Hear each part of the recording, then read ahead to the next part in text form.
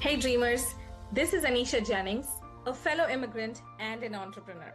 From being an engineer in India to building my tech business in the US, I've lived the journey you're on. Welcome to Your American Dream podcast, where we turn immigrant challenges into superpowers. Are you feeling out of place, struggling with a job hunt, or simply missing home? I've been there, and I'm here to guide you through it. In each episode, we'll dive into real stories, practical advice, and mindset that will help you write your unique success story. From navigating cultural differences to building a purposeful life, I've got you covered. So if you're ready to turn your immigrant experience into your greatest strength, let's dive in. Your American dream starts now. Welcome to Your American Dream. I'm Anisha Jennings, and today I'm honored to welcome Parisa Pirooz, founder of Crescendo. Parisa builds community-led systems that return power to refugee and migrant communities, centering dignity, autonomy, and choice as measures of real success. Through Crescendo, she works across migration, integration, storytelling, and economic opportunity, partnering closely with the communities she serves to design systems that scale through trust rather than extraction. Before Crescendo, Parisa advised startups, nonprofits, and mission driven organizations on strategy, program design, and cross cultural leadership experience that shaped her deep commitment to building with people, not for them. Welcome, Parisa. Thank you so much for being here today and spending your time with us. Thank you so much, Anisha, for having me. It's an honor to be here. You're welcome. So tell us. So let's start with your, your early life. What did that look like? How you moved through your schooling, college, career, and Crescendo. Sure. So I'm not an immigrant myself. I am the daughter of two immigrants who fled a revolution independently of each other. So I grew up very close to displacement. That really shaped how I understood migration early on from childhood. I learned that migration is not a single event. It's really something that is, of course, long term and shapes all of our access to things like opportunity and belonging. And so I was, of course, part of a diaspora community that I think gives us skills that we're not really ready to name until later on in life when we've had time to process them. But I think being part of a diaspora community, you do learn how to navigate systems while still holding on to, or trying to at least hold on to your identity and who you are. I think by nature, you're kind of coerced into becoming fluent in adaptation of systems and translation, both metaphorically as well as literally. And I think that it's really those experiences that led me to think about how I saw institutions in power. So I went on to undergrad, graduate, and then eventually decided to become a lawyer because I wanted the tools to understand, how policy works and have access to the way that systems are designed. For me, I realized shortly after that law, though it can protect individuals, a lot of times I don't think that it allows change to the structures that keep producing the same barriers. And so that realization kind of led me to pivot to entrepreneurship and to founding Crescendo, which is a nonprofit that works with migrants and refugee communities to essentially redesign integration systems so that people aren't managed through systems forever, but they're actually put in positions that allow them to lead their own futures with dignity, autonomy, and ultimately choice. Lovely. Beautiful. So tell us more about Crescendo. How did the idea come up and what exactly is it that you do? Sure. So I think there were two life events that kind of led me to building, aside from my childhood and upbringing and everything. One was early on. I was at a protest and a photo was taken of me that was later published in the Washington Post. And that was not a personal awakening of any kind, but it was this realization that advocacy and awareness are visible and they're things that we have to do. But if the systems that we're operating within are not changed, then the same outcomes will keep repeating, right? So that's kind of one moment that caused me to reflect and realize that, you can speak out and you should speak out. But if the systems are not redesigned, then there's going to be limitations naturally. And then around that same time, I was also working with refugees, particularly women and children, who were Mhm. doing everything that was asked of them in the systems that they were in. They were attending the integration programs that they were a part of. They were complying with requirements and, as always, showing kind of extraordinary resilience and endurance. And even still, I noticed that their access to decision making, things like economic continuity and just long term sustainability had barely shifted, even though they Mm. were showing up with the utmost effort. And so at that moment, that was kind of my second realization that they were kind of being treated as these problems to solve, and they Mm. weren't invited into the conversations about what solutions we could create to help them and meet them where they're at. And I think in large part that's because the systems that exist today don't transfer control and also don't invite people, the recipients particularly, into the conversation when building solutions for them. So it was really, yeah, those two realizations that led me to building Crescendo. Very nice. So how does it work? Like, how do you like? What is the process and the procedure for somebody to work with Crescendo? Sure. So we have a bit of an interesting story. How we're about a year old now, and when we launched technically in November of 2024, and we had this lovely community event where we gained some or gathered some community funding. And then within a month's time after that, we used that funding to hire a grant consultant and apply for a major federal grant. But within days of applying for that federal grant, the administration, the president was inaugurated and the administration decided that everything refugee related was going to be cut. So that's a pretty remarkable part of our story because we were faced with this decision of, do we continue even though we don't have funding, or do we just kind of pause things where they're at? And we decided to continue. And we went from a team of just 3 people and myself, so 4 people total, to 80 people by the end of last year. Wow. All volunteers, internationally based, across as many time zones as you can imagine. And so that has really, I think, encouraged us to continue and has encouraged so many other people to join the cause, because I think people are seeing that when they're put in positions where their lived experience as refugees, as migrants, as immigrants are welcomed, then that incentivizes them to show up and be very much a part of the conversations around solutions and what we can do for people. So we have focused our work into 3 areas, one being integration, programming, another one being research and advocacy, and then the third being storytelling, where we shift kind of this narrative power onto the people telling their stories in the ways that they want, since migration is so diverse in Yes. experience. So yes, you can get involved by going to our website, applying to be a volunteer, and then just joining this beautiful global community. Beautiful. So you identified gaps, right, in traditional migration and integration systems. What were some of the gaps that led you, to found Crescendo? I know you touched upon it a little bit, but if you can give us more insight on that. Sure. So the gaps that I noticed in my prior work was that let me start by saying I do think the majority of existing institutions are well intentioned, but I do think that there is a lack of shift of decision making power and also proximity to the solutions onto the communities that they're trying to serve. So what Crescendo is doing is that we're focusing on redesigning these systems and building models where community members are treated as the experts. Because from my view, if you are a migrant, you are an expert. If you're part of the diaspora, you are an expert, right?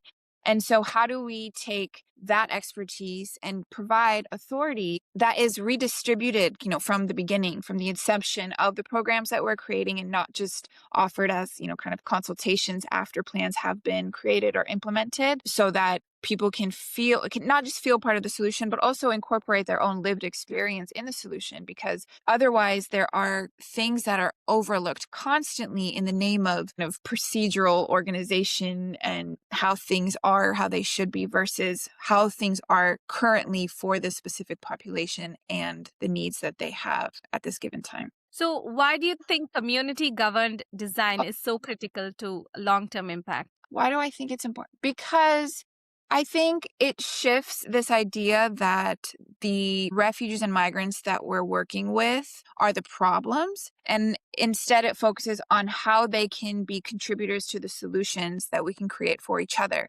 And the only way we can do that is by inviting community conversations so we can understand the direct needs of the people that we're aiming to serve, right? And I think that a lot of times this gets confused and organizations try to incorporate things like diversity or inclusivity into their programming. Whereas that is very much important, it is not the same as transferring decision-making power to the actual recipients that would be receiving these programs. And so I think that shift has to be extremely intentional in order to see an outcome that better serves the people. So, can you walk us through how Crescendo operates across the integration, storytelling, and the economic opportunity? Sure. So I'll start with integration. We have an integration team that is focused on providing resources to help newcomers integrate into society without having to give up their identity or assimilate, which is a narrative that's often pushed for newcomers. If you assimilate and you're under the radar and, go as normal, then things are fine. And we completely disagree with that. We think you should own your identity and you should show up as you are, and we will provide the tools that you need to navigate these systems that were honestly not built for you, right? So our integration team focuses on meeting the community that they're working with, incorporating their feedback into our service design or our systems design, and then creating programs that complement that. We also have people in leadership positions that are part of those communities themselves. And so it's very fluid, these conversations that our leadership team is having with the people on the ground. Then our research and advocacy team, they are a mix of scholars, legal, academic, PhD students, etc., that are publishing work on refugee crises that are often not in mainstream media and don't receive the attention that they deserve.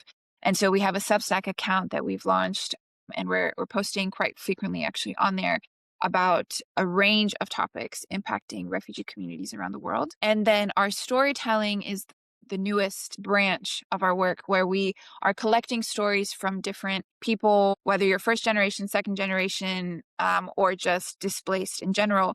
Our aim here is to, one, allow the people telling the story to shape how they want that story to be told, and fully giving them the autonomy to describe their journey in the way that they'd like. And two, our hope is to really challenge, how migration as a concept is received by people, because there's such an anti-immigrant narrative that is poisoning us, I think, across continents, really, at this point in history. And we're aiming to challenge that by reminding people that migration is not a new concept. It is as old as humanity, and it's not going anywhere. I think in doing some challenging that comes with allowing people to hear stories that often, go under the radar. And so we're aiming to platform those voices. Lovely. So, how do you measure success when dignity and not just metrics is the goal? Oh, that's a great question. I think success is defined here by conversations with the community, and not in the traditional sense of, okay, we did this program and now we want feedback surveys. What was your experience? But for me, what it looks like is being very intentional about the leadership and the styles of leadership. So by leadership, I mean involving people who are from the community to be in positions of power, right? So because they have direct proximity as to what that community needs. And then the leadership styles being, well, we're not just going to create this program and then receive feedback at the end. We're going to co-create the program in several phases with the people. So that might mean getting feedback very early on. That might mean inviting community members from the beginning to help shape the program.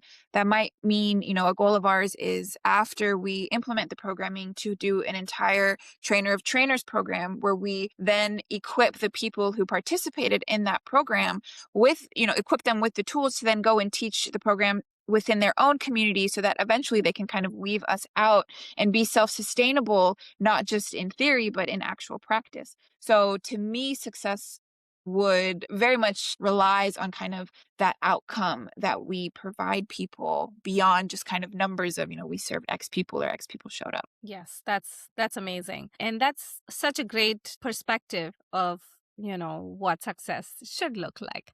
So, what trade-offs have been the hardest to navigate while building Crescendo? Oof, the hardest one is the lack of funding that exists. Mm. I think that's always been a difficult space for nonprofits. I think particularly right now where we are in history, it's especially hard since institutions that were generally responsible for providing support in this area are no longer reliable. So that's one. But the second one, of course, is I think having to constantly, and then this is something that it's not going to change, but it is a reality of the type of work that we do, is that given the political climate and the regional expertise that we have and the bandwidth that we have, how do we provide things to people without harming them in the process? So an example is that last year, my team spent the majority of the year building a curriculum for the Latin community in the US, right? But at the end of last year, in November, December, we had a conversation where we were like, we can't do this because it would require us to register participants, and we don't want to create a database of people in case it puts them in harm's way. So it's this, it's like for me, we have to constantly put the people that we're serving first, regardless of how much effort, time, resources that we've put into a program. And what that's looking like right now is constantly shifting to meet, the circumstances that we're given. Yeah, yeah. Beautiful. So, how do you sustain yourself emotionally while working in systems that deal with displacement and belonging? Oof, that's a good question. And I laugh because I think as women, especially, we can all be doing better here. How do I sustain myself? I think the biggest reward for me that has allowed me to feel motivated is two things. One, it's my team. My team, I have been I'm a big believer that as a leader, we have to not just lead people, but we have to know when to be led. Yes. And I think that we're only as good as our team. So I am so humbled by my team every day because they're showing up to do incredible, impactful work without expectations of anything in return. And to Wow. me, that's a movement that's beyond just, showing up for an organization or it's like this is a global movement that I'm witnessing happening Yeah. on our team. So that is something that sustains me, particularly when I am bombarded by the heaviness of the world. And along that line, the second thing I would say is that I'm also learning as a leader how important it is to call out this cognitive dissonance that most of us have right now, where we are fed this idea that we have to show up at work, right? But we also have to grab your Starbucks coffee and pretend like nothing is happening, even though the world is falling apart. So when I am reading the news and feeling very low in particular, my team and myself, we communicate and encourage each other to not practice that cognitive dissonance. And we say, come together. What can we do? How do we talk about what's happening in the world? Not not in a form of therapy, but more so let's acknowledge what's happening. Let's call it out for what it is. Let's provide spaces and support for each other where we can share our ideas without judgment and how we're feeling. And if today is too heavy of a work day, then that's fine. We will pause what we're working on. We will take some time to recuperate, and then we can come back when we feel a little bit more charged and like we have more capacity. So that style of leadership and just organizational culture, I think, has really sustained me to keep going. That's lovely. That's great because not all companies or people are structured that way, and to have that awareness that if today is heavy, then we can regroup. That is amazing. So, what does real belonging look like beyond policy and programs? Oh, that's lovely. Real belonging looks like having a community that you can rely on. I think that given kind of the history of migration and globalization, there is several generations that don't truly know what that looks like and what that means, right? Because so many of us are bicultural, binational, and yeah, just have been all over the world really. And so I think it's a question that will always require us to seek an answer for.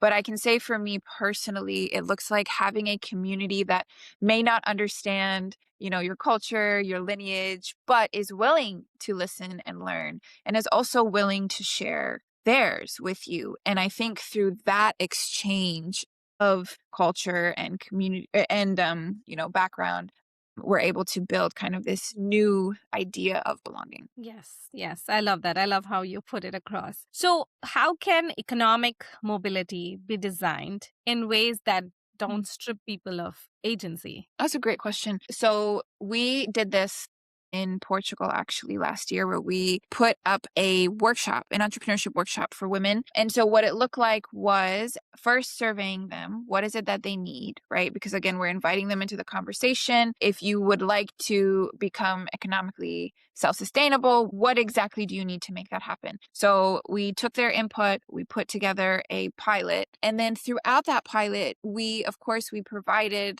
some structure and some topics and the lessons that we were teaching, but we invited people from the community to share their stories, to lead sessions themselves. And then again, the hope is that, once these programs are completed, we're now working on the trainer of trainers program where we are inviting the people from the class to enter a training where we equip them with the material that we taught so that they could themselves train it, adapt, train other people in their community, and also adapt the material to better fit their needs as we work alongside them to ensure that they have what they need to succeed. Wow. So, what did that look like? Like, what did the pilot look like? And how did you find these people? Like, what was the process to find these people, to have them come share their story? And what was the outcome of this? Sure, sure. So the pilot was, I think it comprised of about 15 people. We found them right now, since we are still kind of growing and figuring out our scope and the populations that we're serving. A lot of the connections that we have are through people that we know, or, I've also worked with several migrant communities. This one in particular, we partnered with a local organization in Portugal in Lisbon, particularly, that works with refugees already. So we partnered with them. We used their space. We surveyed the women who work there or who attend, their services. And so once we got feedback from them, we designed a program based on their experience in entrepreneurship. So that was really kind of branched out into 3 tiers. People who have an idea, for example, to be an entrepreneur, but haven't really taken any steps, but they have the intention. Then we have people who have maybe done a few things, maybe in their home country, they had a business and now they're in a new place and they have experience, but they don't know how to navigate the current landscape. And then the Right. third tier are people who are operating a business in the, current host country and may not just be recipients of information, but may actually serve as mentors towards other people who are participants in the program. So that's kind of how we have structured it. Excuse me. And then based on kind of where the women were at, we would hold sessions that would cover topics that are relevant to each one of those Hmm. tiers, right?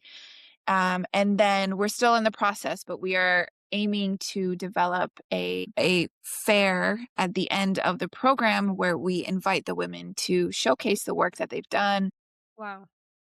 have their business cards ready, and also invite local recruiters and local communities to come and engage and meet people and provide some economic opportunity. That's beautiful. So, what would be your advice for women or, anybody who wants to get into this field of helping, other refugees and migrants? What would be your advice after your experience so far and everything that you've done? Where would you encourage them to start? Great question. So I think women in general, I encourage women to shift the question from kind of what can I do? What is the motivate? Because I think that as women, we are fed this idea that that we're not enough. We have to keep going. We have to prove ourselves through endurance and through assimilation. And I would say that I would encourage women to start by asking the question of, what system am I operating in? Let's start there. Because oftentimes, I think if that question is asked, we will find out that the system that we're trying so hard in is not meant for us. It's not built for us in mind. So start there, right? And Yeah. then I think you can ask questions of, okay, it's not built for us. What can I do to kind of shift or reform something or rebuild something that better meets me where I'm at. And then I think through that, you will discover that there are also a lot of other people, particularly women of color, who have similar experiences. And then when you start having those conversations with other community members, you learn through those conversations that there are issues that need to be resolved and that you can brainstorm to resolve. So that would be my kind of question that I encourage women to ask. And if they want to get involved with migrants and displaced people, particularly, then I think the first step would be entering into spaces that they're at with respect, of course. If there's a community event, for example, that people outside of the community are invited to, then I would encourage people to show up, to listen to people, to talk, to have conversation, to first humanize the experience of migration, right? And then through those conversations, I think it'll naturally lead to, okay, well, what is a need that the community has? Or I am, an expert in X, or I have professional background in X. How can I show up? And I think really it's a lot of these small acts that lead to discovering a bigger need that exists and how we can fill it. Love that. So, how do you define the American dream through the lens of migration and community power? Oh, that's a great question. I see the American dream as an ability to participate without self erasure. I think, again, for many immigrant women, success is framed as endurance or assimilation, whereas I define the American dream and success as having dignity in how you live and autonomy in how you work, and ultimately real authorship over decisions that shape your life and how you live it. Lovely. So, what does success look for you personally now at this stage of your life and your work? Sure. Success to me, it's a question that shifts every day. Of course, from the business aspect, my goal is to continue, of course, building Crescendo and scaling it, not for the sake of scaling, but more so that this structure that we've built that so openly welcomes co-creation with the recipients is able to be implemented in different parts of the world. So, of course, from an organizational perspective, that is a dream that I have and that I'm working towards. And then personally, success shifts. I mean, some days I'm very much of the belief that success is just showing up where you are and where you're at. If I can get through responding to a few emails, then I have done what I can. But ultimately, honoring ourselves and the people that we're working with. Because again, I think right now in history, it is a very pivotal moment where we have the choice of submitting to these big emotions that we're experiencing, which are meant to be overwhelming, right? And to paralyze us into inaction. Yes. But success to me is challenging that thought, and then building spaces in the workspace, outside of the workspace, not necessarily creating them as distant always, so that we can have these conversations and brainstorm together to figure out ways to move the world forward, because we can't do it alone. Yes, we cannot do it alone. No. So, if you have one thing that you would like our listeners to take away from this entire conversation, what would that be? Okay, my hope is that people take away that they are not required to shrink and they are not required to assimilate in order to succeed. That's beautiful. Thank you so much for being here today, sharing your time, your experience, your expertise with us, and just sharing your life with us. Oh, thank you so much, Anisha. It's such a pleasure to be here. Thank you for giving women like myself the platform to share our stories. You're welcome. Thank you so much. I appreciate it. As we close this deeply grounding conversation with Parisa, I'm reminded that the most powerful systems aren't built through control. They're built through trust. Parisa's work shows us that when people are treated as agents rather than beneficiaries, real belonging and economic mobility becomes possible. This is Anisha Jennings reminding you that the American dream expands when we design systems rooted in dignity and shared power. Until next time. Thank you for tuning into Your American Dream. I hope this episode left you feeling inspired and ready to take on the world. Remember when I first landed in the US, lost and overwhelmed? Well, look at us now. We're building our dreams together. Your story matters, and I'm so honored to be a part of it. If you enjoyed our chat today, please spread the love. Rate, review, and share. Let's grow this amazing community of dreamers together. Want more? Catch my daily doses of inspiration on my Instagram @JenningsTechCorner. Also check out the show notes for more ways to connect. Remember, your accent is the voice of your ambition. Your background is your superpower. Let's dream big and achieve bigger. Until then, this is Anisha cheering you every step of the way.